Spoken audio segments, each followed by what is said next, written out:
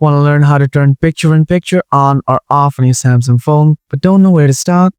No worries. In this quick video, I'll show you 2 easy ways to enable or disable picture-in-picture mode. Let's get right into it. Method 1. Using app settings. Open up the settings, then scroll down a little bit. Find out the apps. Now tap on it. Scroll down again. Here is the picture-in-picture feature. Tap on it. Next, toggle on to allow permission. You can turn off this feature by toggling off if you want. Method 2. Using home screen app. Go back to the home screen. Find out the app you want to turn on and off the picture-in-picture feature. After that, press and hold on the app. Next, tap on the eye icon. Now scroll down a little bit.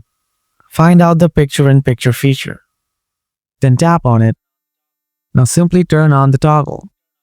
And then if you want to turn off this feature, then simply toggle it off.